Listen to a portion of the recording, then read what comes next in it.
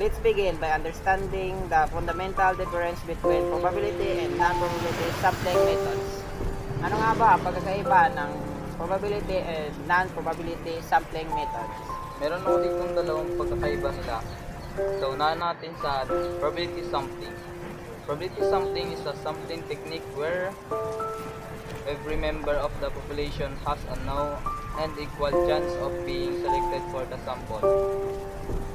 In probability sampling, the selection of individuals from the population is randomly ensuring that each member has an equal opportunity to choices.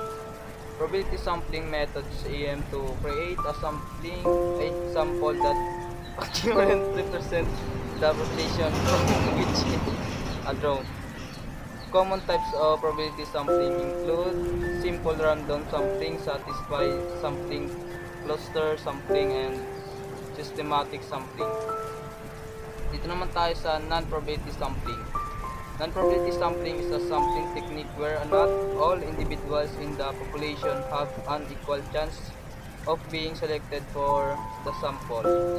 In non-probability sampling, the selection process is not random and certain individual may have a higher or lower likelihood of being included in the sample.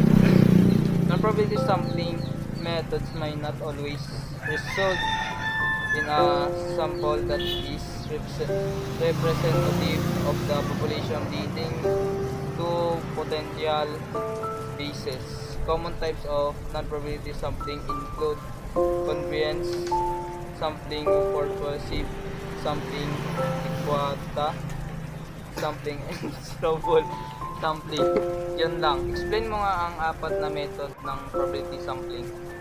Okay, the first method of probability sampling is simple random. Ang simple random ay isang paraan ng pagpili ng isang subset mula sa isang populasyon na nakabase sa random selection. Halimbawa, pagkuha ng sample ng mga estudyante sa isang paaralan sa pamamagitan ng pagbibigay ng numero sa bawat estudyante at paggamit ng random na pagpili ng mga numero upang maging bahagi ng sample. Sa paraang ito, lahat ng estudyante ay may pantay na tsansa na mapili at maging bahagi ng sample para sa paaralan. Next, systematic sampling. Ang systematic sampling ay isang statistikong pamamaraan kung saan ang mga elemento ng isang populasyon ay pinili sa isang regular na interval. Example, kung meron tayong 100 na members sa isang population, kailangan nating makuha ang 10 na sample. Pwede tayong kadesisyon na pumili ng bawat ika-10 na membro. Ang unang membro na mapili ay maaaring makuha mula sa isang random na numero mula 1 hanggang 10. At pagkatapos, bawat ika-10 na membro, pagkatapos nito ay mapipili rin. Yan ang systematic sampling. Sunod naman ay ang stratify sampling. Ang stratify sampling o stratipikong pamamaraan ng pagkuha ng sample ay isang paraan kung saan ang populasyon ay hinati sa iba't ibang grupo o estrado. Example, kung ang ating population ay isang paaralan, maaari nating hatiin ito sa mga estrado batay sa antas ng edukasyon, elementarya, sekundarya at kolehiyo.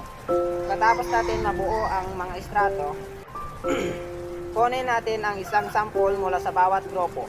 Ang pagkuha ng sample mula sa bawat strato ay maaaring gawin natin sa pamamagitan ng random sampling, systematic sampling, or iba pang pamamaraan ng sampling. Yan ang stratify sampling. At ang panguli, cluster sampling. Ang cluster sampling ay isang paraan kung saan ang population ay hinati natin sa mga grupo at ang mga grupo na ito ang mapipili para maging bahagi ng sample. Example, kung ang ating population ay mga estudyante sa isang paaralan, maaari nating hatiin ang mga estudyante sa iba't ibang klase o seksyon. Pagkatapos nito, pipili tayo ng ilang mga klase o seksyon na maging bahagi ng sample. Yan ang cluster sampling. Okay, tapos na ako sa apat na methods ng probability sampling.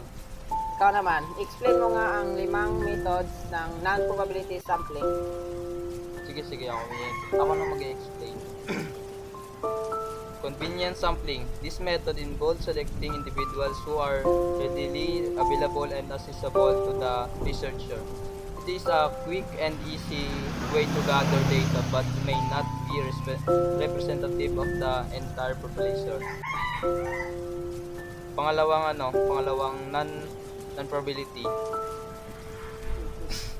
method for purposive sampling. In a purposive sampling, a researcher select individual based on specific characteristic or criteria relevant to the researcher study. This method allows researcher to target specific groups that are of interest. Patlong non-probability sampling. Snowball.